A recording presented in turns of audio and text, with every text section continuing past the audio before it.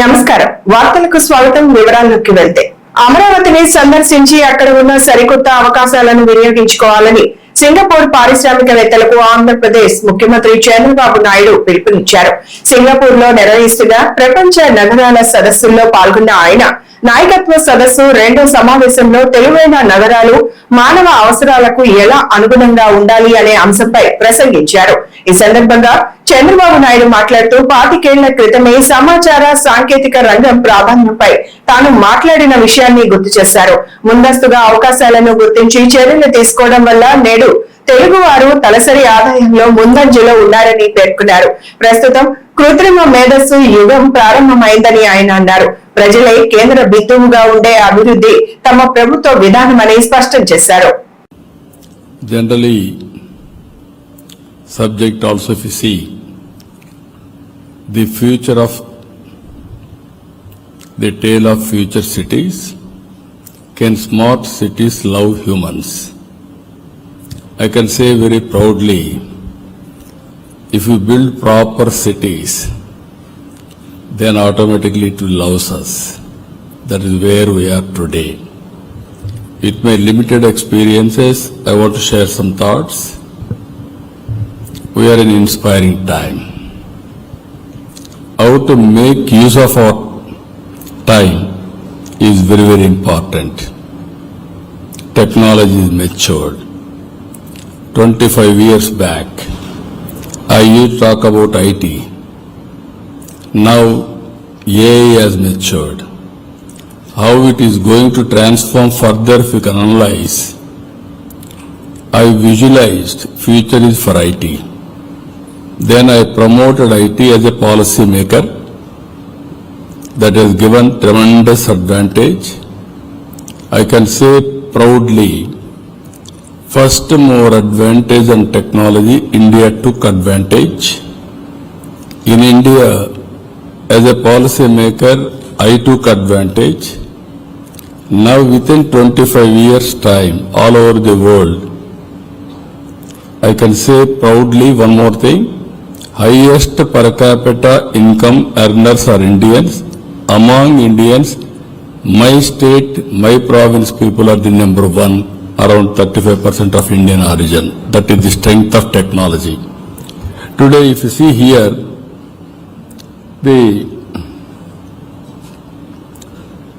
I had an experience of building cities.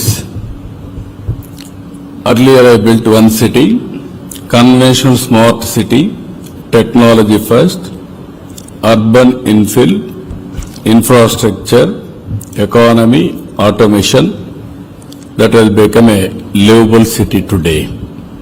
In India, I built Hyderabad. It is a part of Hyderabad.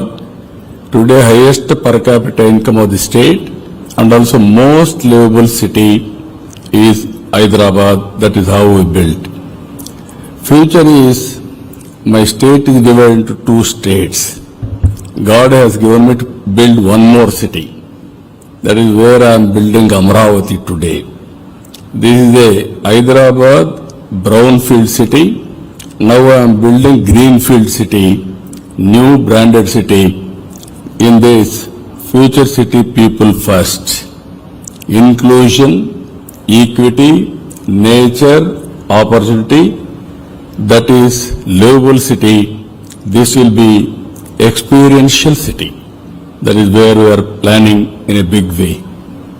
Semi కండక్టర్ల తయారీకి ఆంధ్రప్రదేశ్ అత్యుత్తమ గమ్య స్థానమని ముఖ్యమంత్రి చంద్రబాబు నాయుడు స్పష్టం చేశారు. 30 రోజుల్లో ఏపీకి వచ్చి అమలులో ఉన్న పాలసీలను పరిశీలించాలని ముఖ్యమంత్రి సింగపూర్ పారిశ్రామికవేత్తలకు పిలుపునిచ్చారు. సింగపూర్ పర్యటనలో భాగంగా సెమీకాన్ రౌండ్ టేబుల్ సదస్సులో పాల్గొన్న ముఖ్యమంత్రి ఆంధ్రప్రదేశ్ లో స్పీడ్ ఆఫ్ డూయింగ్ బిజినెస్ విధానాన్ని అనుసరిస్తున్నామని చెప్పారు. ప్రపంచ వ్యాప్తంగా పెట్టుబడులకు భారత్ అత్యంత సురక్షితమైన ప్రాంతమని, అందులో ఆంధ్రప్రదేశ్ అనుకూలమైన రాష్ట్రమని, పెట్టుబడులకు ఇది సరైన సమయమని ముఖ్యమంత్రి వ్యాఖ్యానించారు.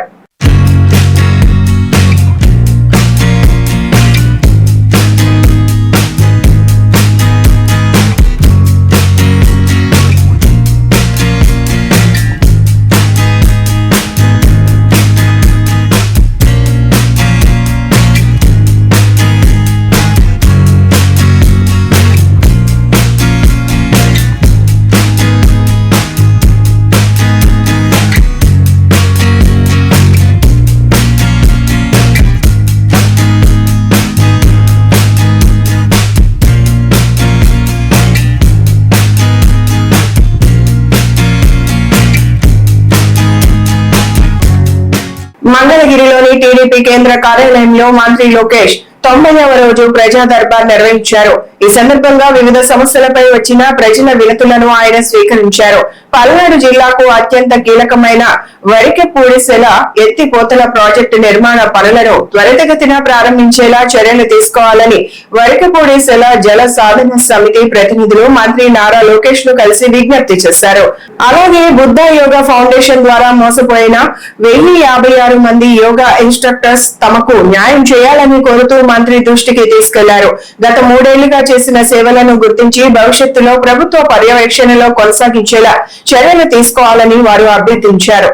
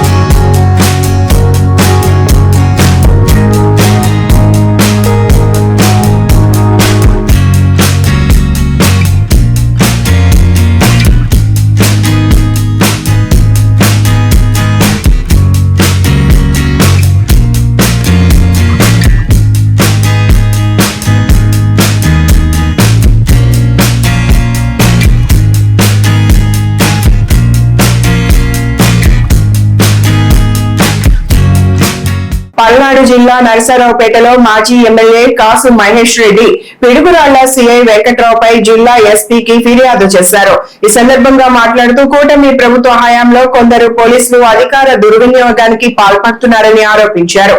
సిఐ వేధింపుల కారణంగానే ఎస్సీ కౌన్సిలర్ జడా సురేంద్ర ఆత్మహత్య యత్నానికి పాల్పడ్డారని పేర్కొన్నారు.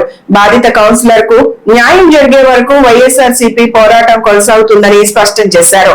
పిడుగురాళ్ల సిఐ వెంకట్రావును తక్షణమే సస్పెండ్ చేసి ఆయనపై కేసు నమోదు చేయాలని డిమాండ్ చేశారు.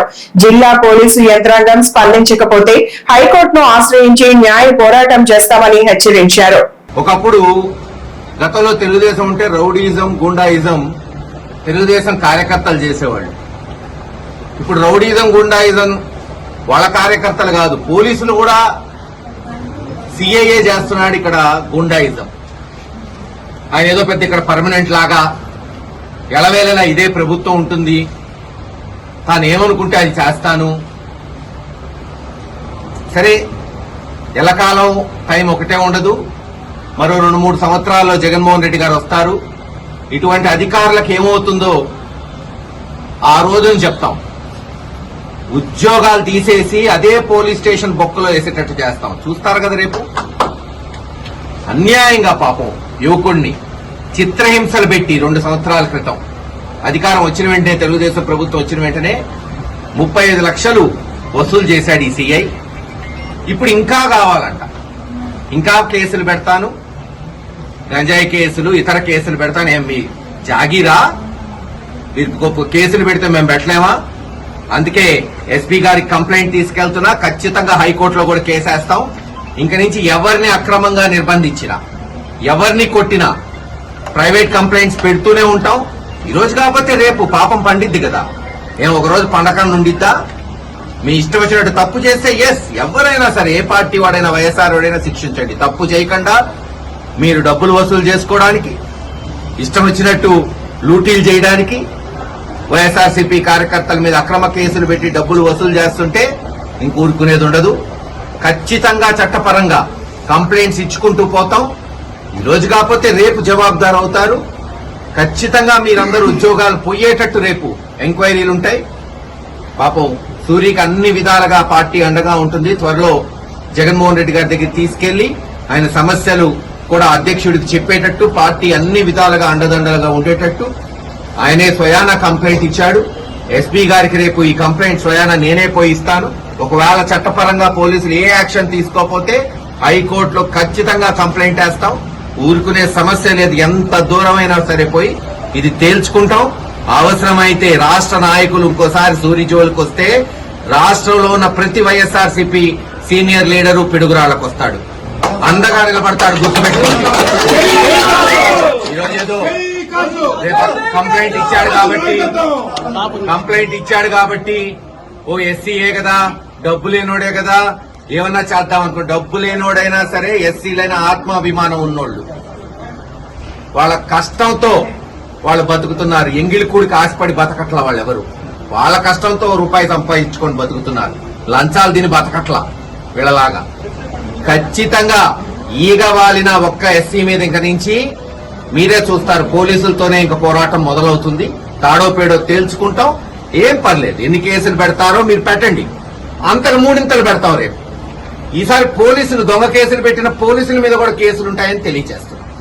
విజయవాడ పార్లమెంట్ సభ్యుడు కేశినేని చిన్ని శివనాథ్ తన సతీమణితో కలిసి ఇంద్రకీలాద్రిపై కొలువై ఉన్న అమ్మవారిని దర్శించుకుని ప్రత్యేక పూజలు నిర్వహించారు. ఈ సందర్భంగా ఆలయ చైర్మన్ బొర్రా రాధాకృష్ణ గాంధీ, ఆలయ కార్యనిర్వహణ అధికారి సీనా నాయక్, ట్రస్ట్ బోర్డు సభ్యులు ఆయనకు ఘన స్వాగతం పలికారు. అనంతరం ప్రత్యేక దర్శన ఏర్పాట్లు చేసి అమ్మవారి తీర్థ ప్రసాదాలను అందజేసి ఆశీర్వచనాలు అందించారు. దేవస్థాన అధికారులు, ప్రజాప్రతినిధులు, భక్తులు ఈ కార్యక్రమంలో పాల్గొన్నారు.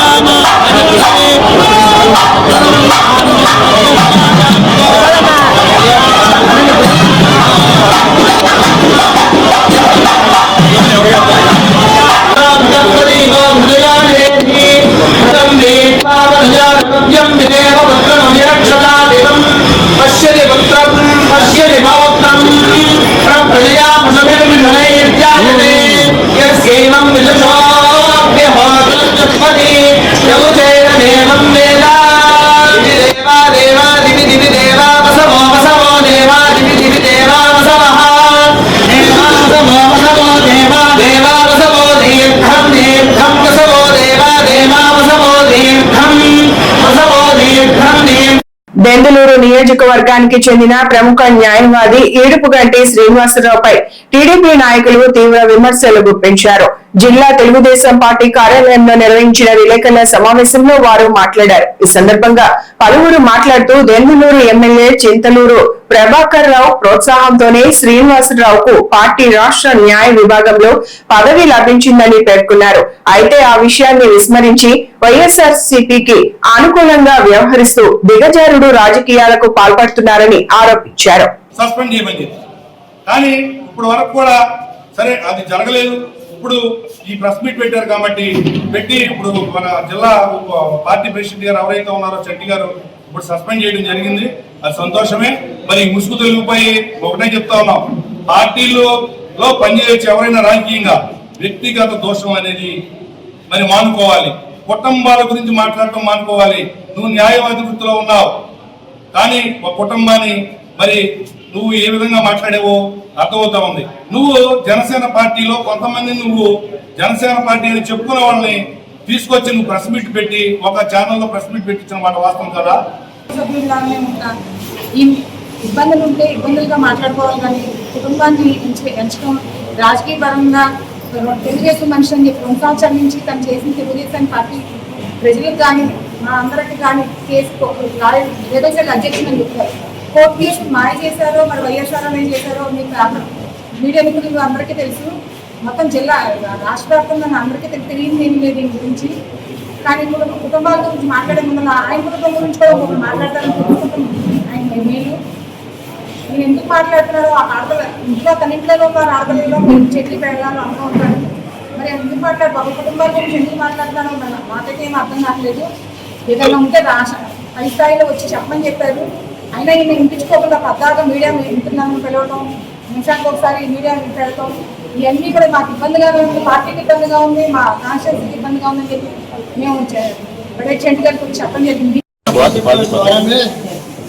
ఈ నాయుడుగా జీపీ శ్రీనివాస్ బాబు గారి నియోజకవర్గంలో చాలా మందికి పరిచయం. వారిద్దరూ కూడా మొదటి నుంచి స్నేహితులైనటువంటి విషయం చాలా మందికి తెలుసు. ఏదో కొన్ని వ్యక్తిగత కారణాల చేత విభేదం జరిగిన తర్వాత శ్రీనివాస్ బాబు గారు వైసీపీ పార్టీకి కోవత్తుగా తయారయ్యి ఆయన ఎమ్మెల్యే గారిని వ్యక్తిగతంగా కూడా విమర్శించడం జరిగింది.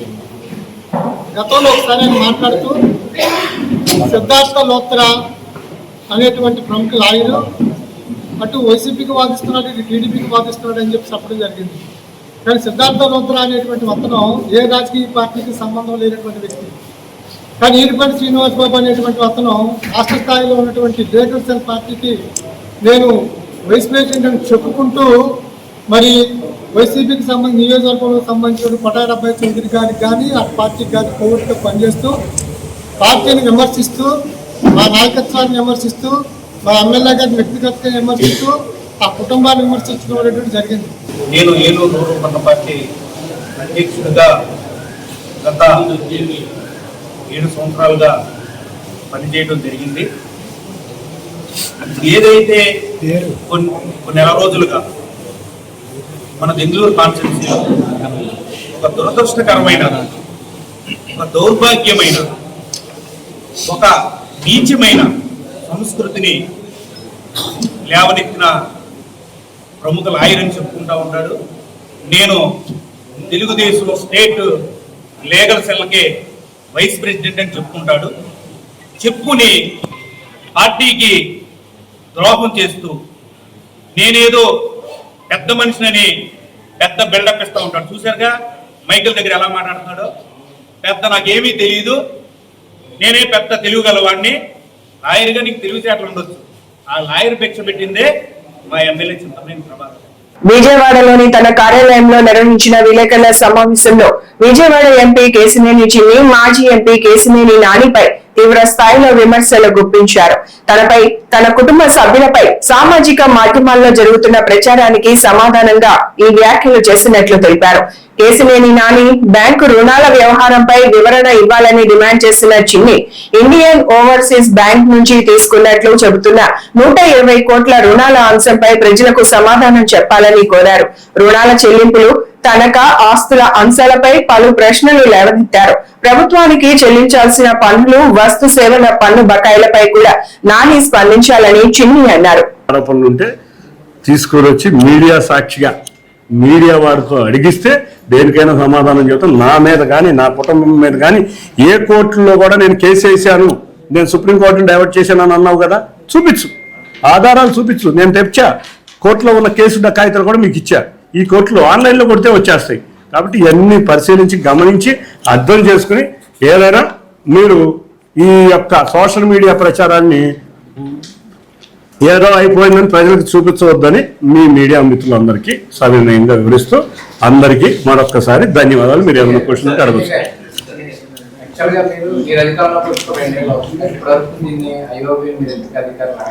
ఆల్రెడీ అధికారులను అడగడం జరిగింది.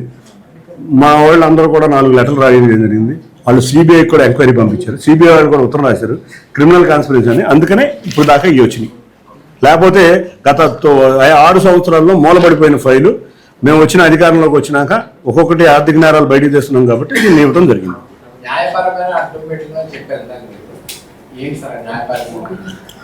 ఒక ఎన్పిఏ అకౌంట్ 6 సంవత్సరాల నుంచి ఒక హైకోర్టులో చిన్న కేసు వేస్తే బ్యాంక్ వాళ్ళు ఎవరు అటెండ్ అవ్వట్లా. 6 సంవత్సరాల నుంచి బ్యాంక్ వాళ్ళు అటెండ్ అవ్వడం అంటే ఏంటి? కాన్స్పిరసీ ఉందా? బ్యాంక్ అధికారులతో కుమ్ముక్క కాదా? ప్రజల ఆస్తి అండి ఇది. ఎవరి ఆస్తి? ప్రజల ఆస్తి. 6 సంవత్సరాల నుంచి కూడా కౌన్సిల్ సరిగ్గా అటెండ్ అవ్వకపోయిన విడ్డూరం. 5 సంవత్సరాల్లో ప్రతిరోజు కౌన్సిల్ నెక్స్ట్ టైం అపిరెన్స్ అని చేస్తారంటే అది కనుక్కోండి, మీరే ఎంక్వైరీ చేయండి. మీకు అన్ని కాగితాలు ఇస్తా, నాకన్నా మీరు ఇంకా చక్కగా ఇన్వెస్టిగేట్ చేయగలరు. ఆ రోజు మరి అధికారు ఆ ఎంపీ కదా మరి ఆ రోజు ఇవాళ కాదు నేను అన్నది, ఇవాళ ఇన్ఫ్లుయెన్స్ చేసే పరిస్థితిలో లేదు. ఆ రోజు విజయసాయి రెడ్డితో కలిసి జగన్ రెడ్డి దగ్గర కోవర్ట్గా పనిచేస్తా నిజంగా చూసాము. చంద్రబాబు నాయుడు గారి అరెస్ట్ సమయంలో కూడా కోవర్ట్ ఆపరేషన్ చూసాం, మనం అందరం చూసాం.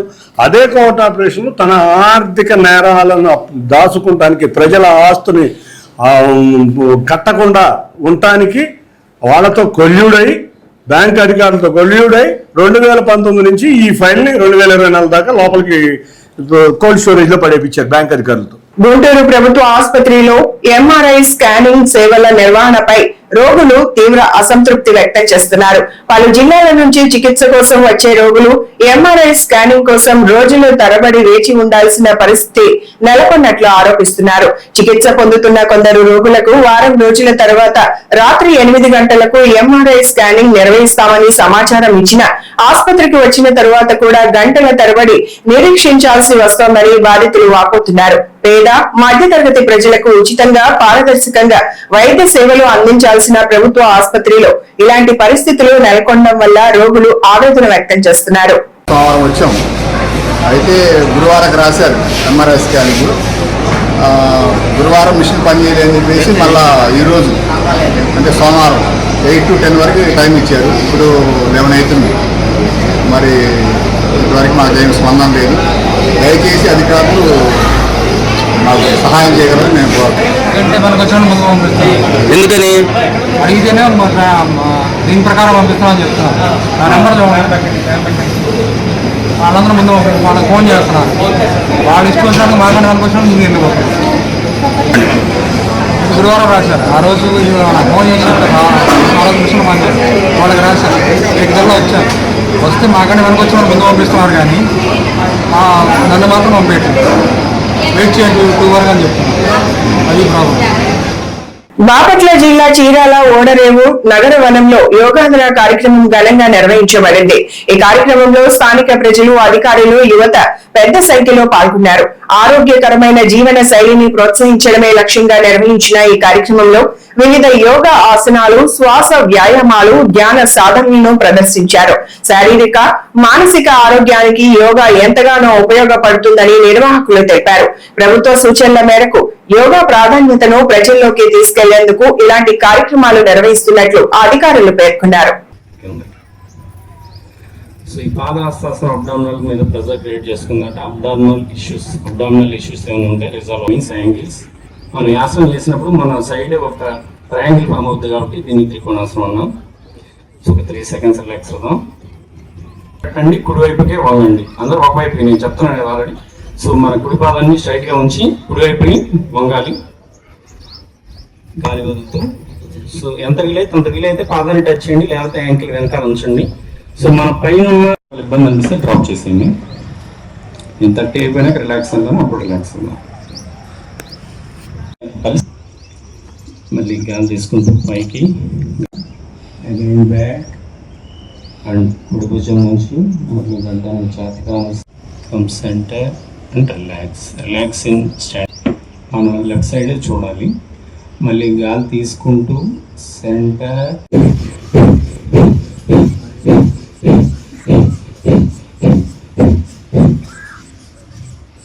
అయిపోతే relax for about 3 seconds. Before moving to next pranayama, nothing but Anuloma Viloma pranayama.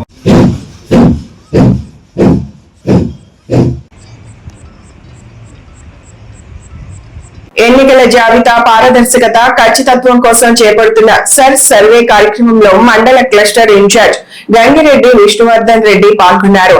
Sambepalli మండలం దుగ్గ్యాల గ్రామం వడ్డివండ్లపల్లి బూత్ నెంబర్ 289 పరిధిలో బిఎల్ఓ గిద్దర్ రెడ్డితో కలిసి ఆయన ఇంటింటి సర్వే నిర్వహించారు. ఈ సందర్భంగా సర్వే ప్రధాన లక్ష్యం అర్హులైన కొత్త ఓటర్లను నమోదు చేయడం, మరణించిన లేదా వలస వెళ్లిన వారి పేర్లను జాబితా నుండి తొలగించడం ద్వారా ఎన్నికల జాబితాను మరింత పారదర్శకంగా, ఖచ్చితంగా నిర్వహించడమేనని ఆయన తెలిపారు. ఓటర్లకు ఒకే ఫోటోతో ఉన్న 2 దరఖాస్తుల పత్రాలను అందజేసి వివరాలను సక్రమంగా నమోదు చేసి తిరిగి సమర్పించాలని బిఎల్ఓ గిరిధర్ రెడ్డి సూచించారు. అలాగే ఓటర్ల వివరాల్లో ఉన్న తప్పులను సవరించేందుకు ప్రజలు సర్వే సిబ్బందికి సరైన సమాచారం అందించి సహకరించాలని విష్ణువర్ధన్ రెడ్డి కోరారు. 51లో కండి 630 ఫస్ట్ ఫార్మ్స్ ఇచ్చేయండి సార్ అందరికి డిస్ట్రిబ్యూట్ చేయండి స్కానింగ్ చేసి ఇవ్వాలి క్యూఆర్ స్కాన్ చేయండి అమ్మ పేరు అంటే మా అమ్మ పేరు అడిగినా మా అమ్మ పేరు అండి రోజు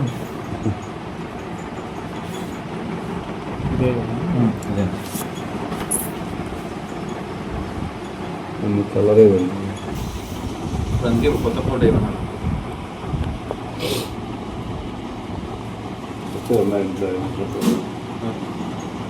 అదే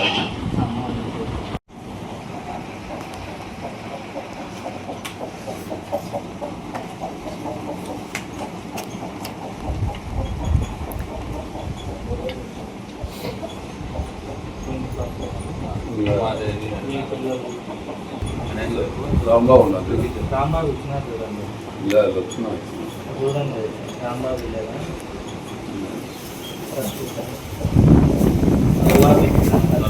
బాబు లక్ష్మణ్ 420 రాంబాబు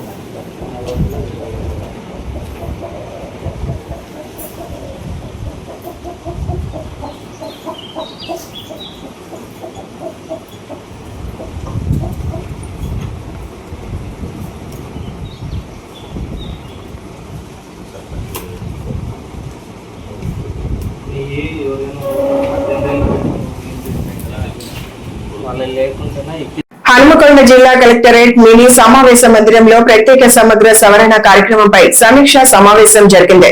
ఈ సందర్భంగా జిల్లా కలెక్టర్ ఈఆర్ఓ వరంగల్ తూర్పు చాహద్ బాజ్పేయి మాట్లాడుతూ ఈ కార్యక్రమాన్ని విజయవంతం చేయడంలో బూత్ స్థాయి అధికారుల పాత్ర అత్యంత కీలకమని పేర్కొన్నారు. ఈ నెల 17 నుంచి 20 వరకు జీడబ్ల్యూఎంసీ కౌన్సిల్ హాల్లో బూత్ స్థాయి అధికారులకు ప్రత్యేక శిక్షణ తరగతులను నిర్వహించనున్నట్లు తెలిపారు.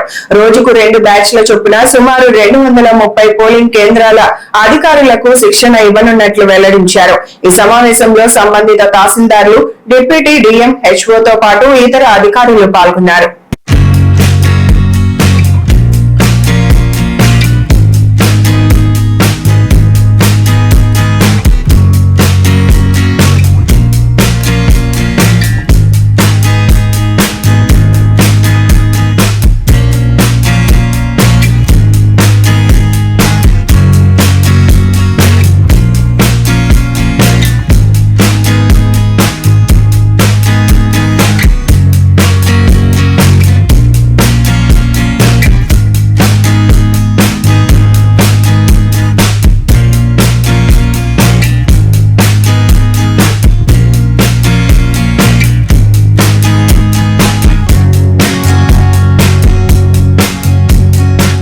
హనుమకొండ జిల్లా కలెక్టరేట్ సమావేశ మందిరంలో SC ST atrocity vigilance and monitoring committee సమావేశం జరిగింది.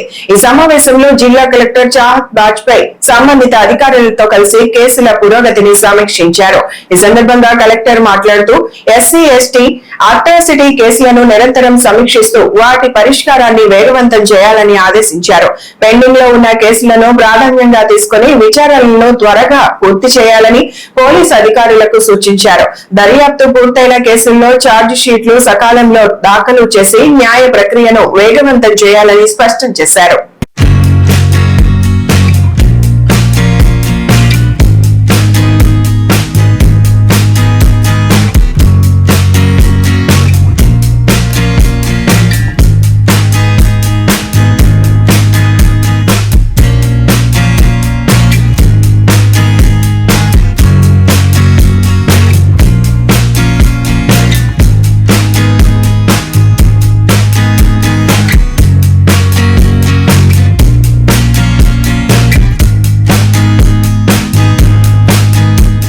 హనుమకొండ జిల్లా కలెక్టర్ చాహద్ బాజ్పేయి జిల్లా అధికారులకు కీలక ఆదేశాలు జారీ చేశారు.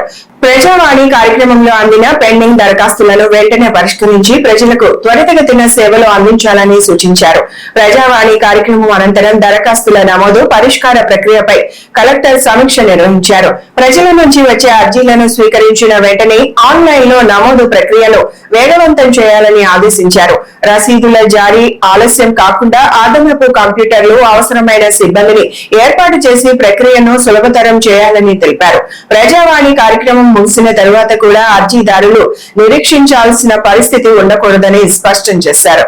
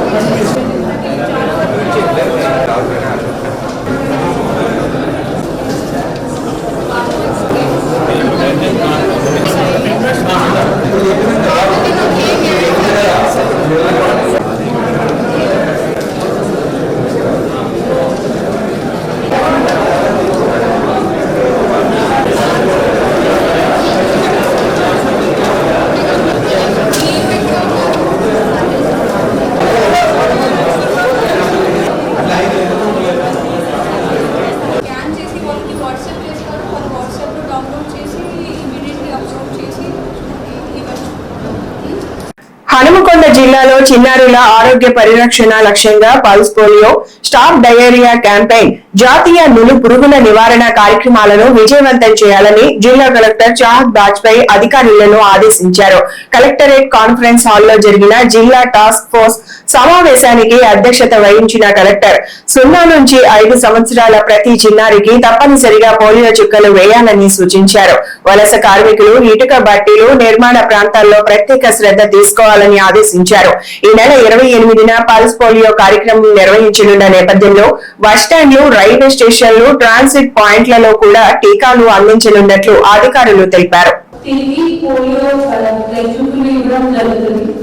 సో అందరూ నుంచి దీంట్లో కోఆర్డినేషన్ అవసరం ఉంది. డిఎంహెచ్ఓ గారు చెప్పిన బట్టి until unless even our neighboring countries are also free from polio, this immunization will continue even if we are free from it. So the priority areas ఉంటాయి like slum area, migrant settlements, break-ins, construction areas, ఇట్లాంటి areas ఎక్కువ రావాలి.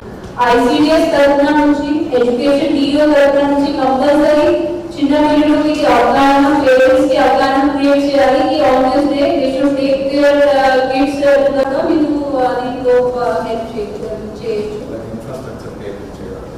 Infrastructure మీరు ఎక్కడెక్కడ booths setup చేస్తున్నారు అది ముందు వాళ్ళకి ఇన్ఫర్మేషన్ ఇవ్వండి. స్కూల్స్ లో ఎక్కడ ఉంటే వాళ్ళ స్కూల్స్ వాళ్ళతో ఏం ఆబ్జెక్షన్ పెట్టారు అండ్ మనకు ఉన్న వార్డ్ ఆఫీసెస్ లో అక్కడ కానీ ఎక్కడైనా ఉంటే కూడా వాళ్ళకి నో ప్రాబ్లం, ఏం ప్రాబ్లం ఉండదు. సో దెన్ పబ్లిక్ కూడా మీరు అవగాహన క్రియేట్ చేయాల్సిన ఉంటుంది what they have to do and hand wash demonstrations. అట్లాగే మనకు ఏళ్ల తరబడి పెండింగ్ లో ఉన్న భూ వివాదానికి జిల్లా పరిపాలన చొరవతో ముగింపు లభించింది.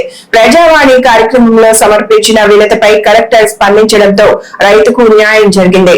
జనగామ మండలం సామీర్పేట్ గ్రామానికి చెందిన బడుకు రామచందర్ తనకు చెందిన 23 గుంటల భూమి కొన్ని సంవత్సరాల క్రితం అక్రమంగా బదిలీ అయినట్లు పేర్కొంటూ ప్రజావాణిలో ఫిర్యాదు చేశారు.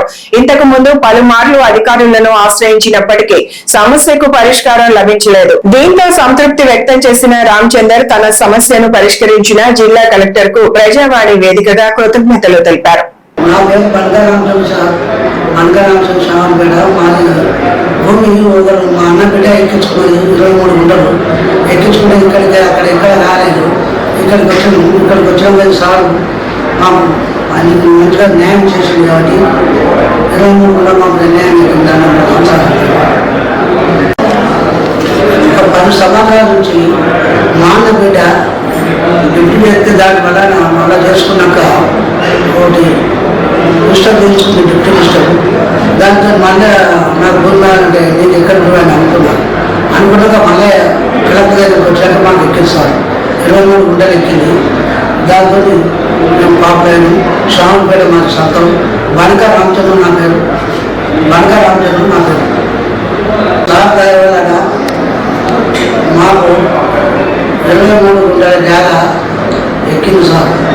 సార్ దగ్గరికి వచ్చాము. ఎంతో ఏమైంది సార్. సికింద్రాబాద్ లోని శ్రీ ఉజ్జయిని మహంకాళి దేవస్థానం 2026 ఆషాఢ మాస బోనాల జాతర కార్యక్రమాల షెడ్యూల్ ను దేవాదాయ శాఖ మంత్రి పొన్నం ప్రభాకర్ కు ఆలయ చైర్మన్ అర్చకులు అందజేశారు. దేవస్థానం ప్రకటించిన షెడ్యూల్ ప్రకారం అమ్మవారి ఘటోత్సవం జూలై 19వ తేదీ ఆదివారం సాయంత్రం 4 గంటలకు నిర్వహించనున్నారు. ప్రధాన బోనాల ఉత్సవం ఆగస్టు 2వ తేదీ ఆదివారం తెల్లవారుజామున 4 గంటలకు జరగనుండగా రంగం కార్యక్రమం ఆగస్టు 3వ తేదీ సోమవారం ఉదయం 8:30 నిర్వహించనున్నారు.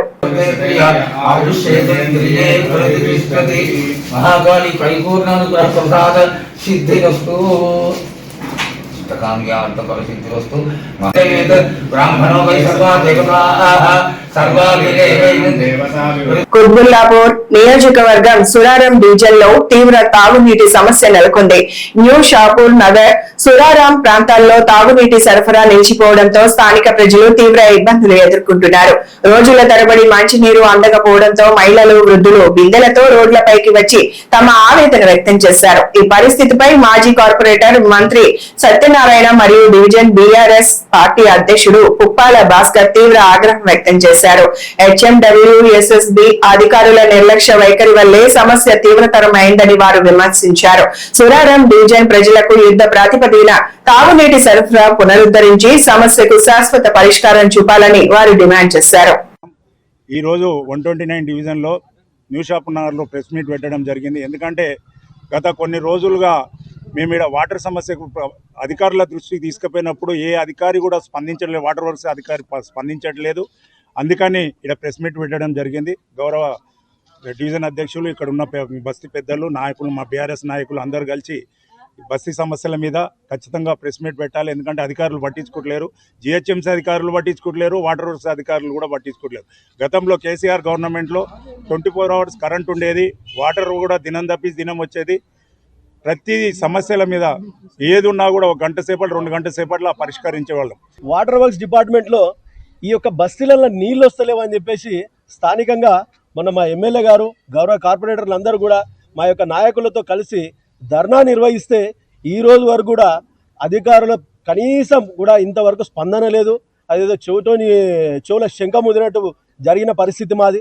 ఎందుకంటే కనీసము నీళ్లు ఇంతకుముందు గడిచిన 10 సంవత్సరాల్లో సుదీర్ఘమైనటువంటి కేసీఆర్ గారి పరిపాలనలో మంచిగా వాటర్ సప్లై, ప్రతి ఇంటికి నల్ల నీళ్ళు ఇచ్చి సుదీర్ఘమైనటువంటి నిరంతర కరెంటు పోకుండా 24 గంటలు కరెంటు ఇచ్చినటువంటి పరిస్థితులు అన్నీ మనం చూసి ఇవాళ ఈ 2 సంవత్సరాల్లో వచ్చినటువంటి కాంగ్రెస్ పరిస్థితి ఎట్లా ఉందంటే కనీసం బస్తీలలో నీళ్లు కాదు కదా, పొంగుతున్నటువంటి డ్రైనేజీలను కూడా క్లీన్ చేసే పరిస్థితిలో పోలే.